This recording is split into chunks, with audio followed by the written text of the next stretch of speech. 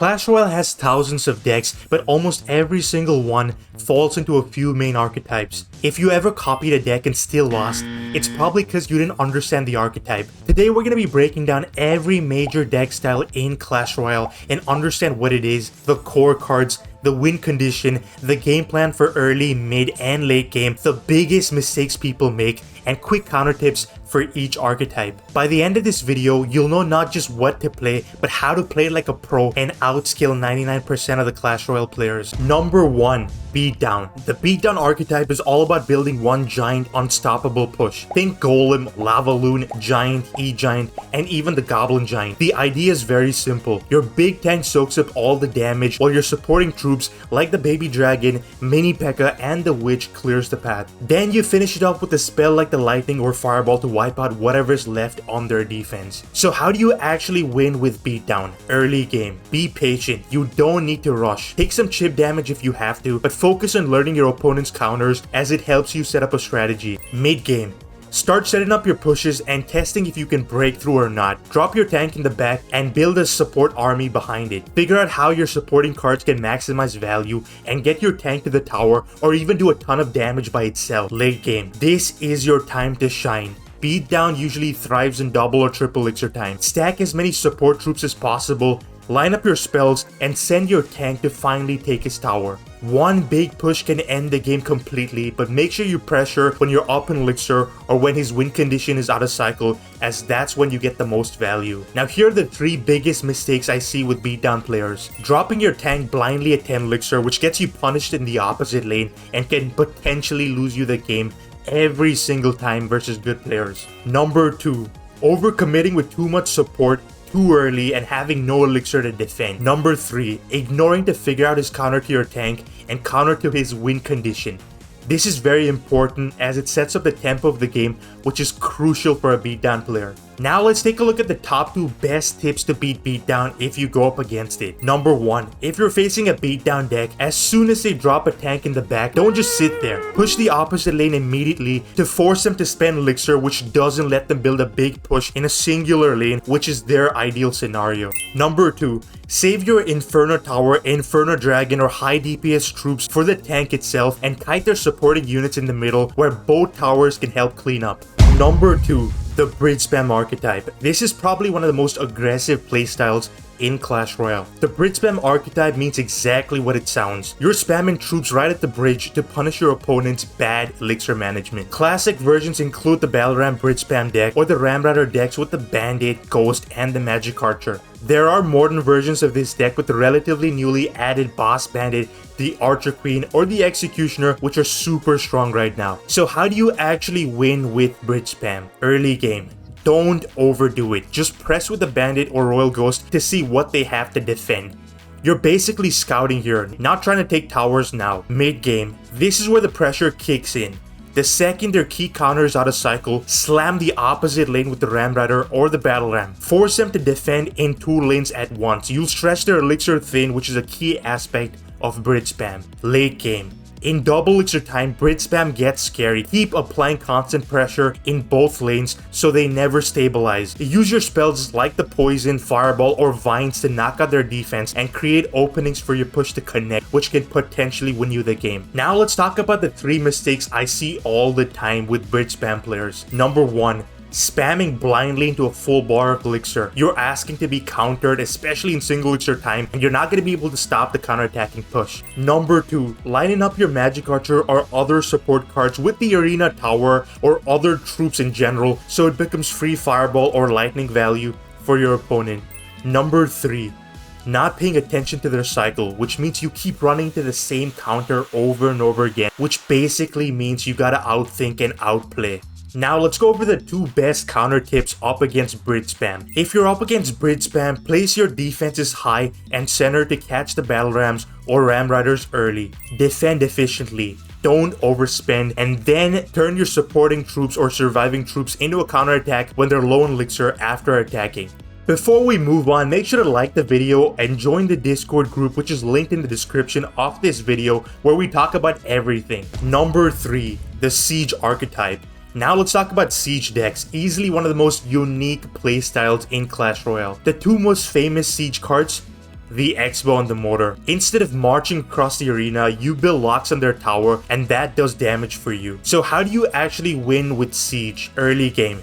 Test the waters, drop a small X just to see how your opponent responds. Don't overcommit if you're not sure in single. Mid game. This is when you set up for real. Play your siege win condition when their tank like the Giant, Royal Giant, or Golem is out of cycle. Then try to protect it with the Tesla, Archers, Skeletons, and cheap spells which are crucial for your siege card to connect. Late game. Honestly, one good lock can decide an entire match, especially with X-bow. After that, you can switch into defensive siege mode, control the game, and finish things off with spell cycle, which most pro players resort to. Now let's cover the 3 biggest mistakes siege players make. Number 1, drop an X-bow or mortar right at the Giant or Royal Giant when you know they have it in cycle. That's basically throwing away 6 elixir for no reason. Number 2, overcommitting to defend your building when it's already doomed. Sometimes you just have to let it go and look for a different time to set up an attack. Number 3, forcing a lock without the elixir to actually protect it, which will lose you the game versus good players most of the time. Now let's take a look at the counter tip up against Siege. Always tank into it. Drop a Giant or a Knight or even an Ice Golem just to stop the lock. Also, don't forget to pressure the opposite lane so they just can't sit back and babysit their building, which forces them to spend elixir elsewhere, and that's pretty much a free defense for you. Number 4,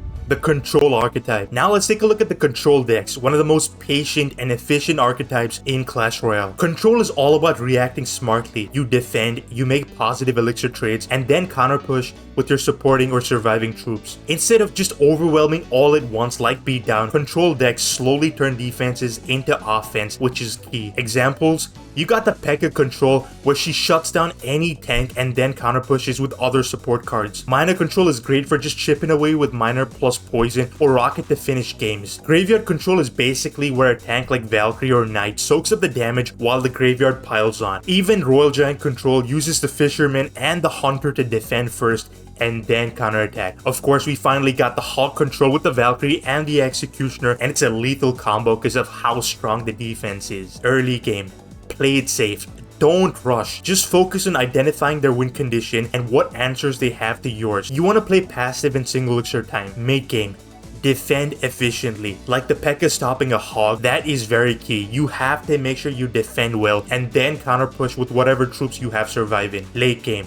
Keep cycling defensive support and chip away with Miner, Graveyard, Hog, or your RG. Use your spells like the Poison, Fireball, Log just to wear their tower down while staying solid in defense. Now let's take a look at the 3 biggest mistakes I see with a lot of control players. Number 1, over defending and not converting that into tower damage. You have to counter push and not just sit back, or you'll just be defending the whole game, which is pointless. Number 2, clumping troops together and giving away easy spell value. You never want to do this because every single time you do this, you're just giving them so much free elixir for no reason. Number 3, playing too passive, which makes you fall behind in damage and forces desperate plays, which are super unnecessary. Now let's take a look at the counter tip for the control archetype. If you're facing control, don't let them dictate the pace. Pressure opposite lane and force them to spend on defense. That way they just cannot sit back, defend everything, and counter push for free. Number 5, the cycle archetype.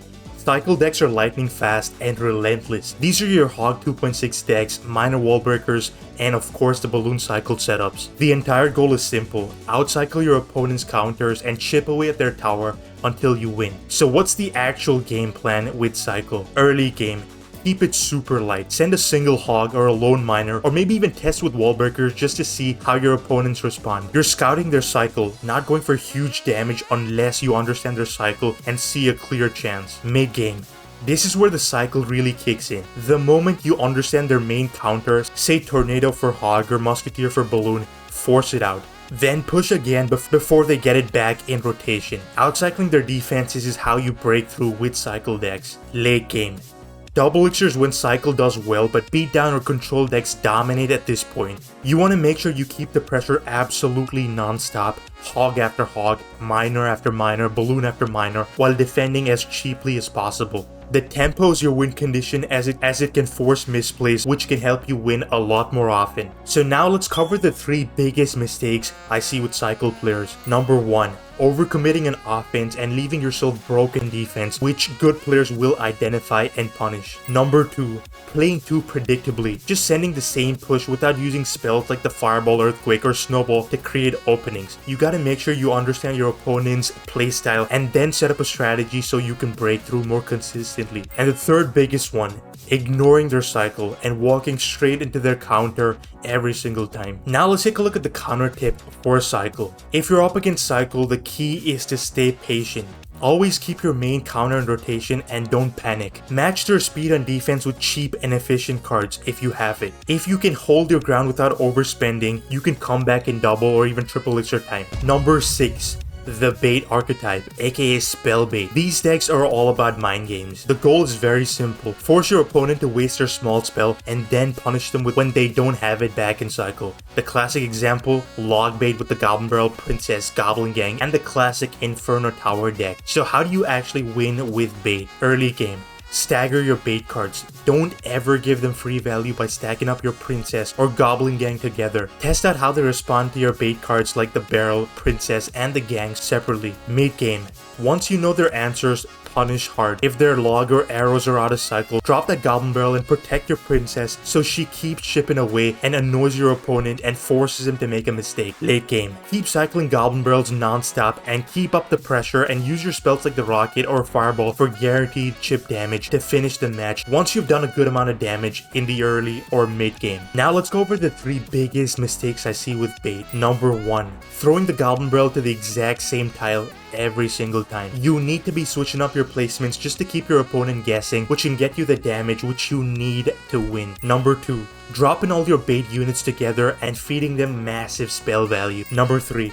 Playing Princess at the bridge with no plan. You're basically giving away 3 elixir for no reason. You want to make sure you defend with your Inferno Tower, and when the Inferno Tower is usually alive, you can go Princess at the bridge, because every single time he defends or he responds to the Princess with the troop, your Inferno Tower is going to get a lot of value. So let's take a look at the counter tip for bait. Hold your small spells for the Goblin Barrel and learn the different barrel placements so you don't get tricked. And if you have the Tornado, try to activate King Tower early. That one move almost shuts down bait players completely, and when they start to rocket cycle or spell cycle without a plan, try to press them hard when they're low in elixir. Finally, coming in at number 7, it's the homemade decks. These are the absolute wildcards of Clash Royale. These are decks that you see someone just throw in because that's their favorite card or that's your favorite win condition. Cards like the Wizard, E-Barb's Rage, and maybe even Heal Spirit work in someone's homemade deck. But most of the time, let's just say they're more fun than consistent. So how do you make a homemade deck that actually wins games? Early game. Play carefully. Don't go all in right away. See what your idea can actually do and figure out how your cards can fit together and actually get you consistent damage. Mid game. Start focusing on one win condition. Maybe it's the Hog, maybe it's the Balloon, maybe it's the Miner. Whatever it is, play around that. Late game. Rely on solid defense and then punish your opponent's mistakes. Homemade decks usually surprise people, and the surprise factor is your biggest strength. I've seen so many homemade decks with cards like the Freeze which nobody expects, but that's the X factor and that's what wins them the games. Now let's take a look at the biggest mistakes I see with homemade decks. Number 1. Not having a clear win condition at all. You gotta have a clear plan on how your idea is gonna work with your homemade deck. Number 2. Building a deck that's way too expensive with no cheap cycle cards. This is very important because heavy decks actually need a low elixir card just to make sure the cycle is a lot more smoother. Number 3. Overcommitting everything into one singular push with no plan. This again is just going to get you counterattacked by any good player and you're not going to be able to stop their push. If you enjoyed this video and want to know how to get ahead of 99% of the Clash Royale players in terms of skill, click on this video. Bye.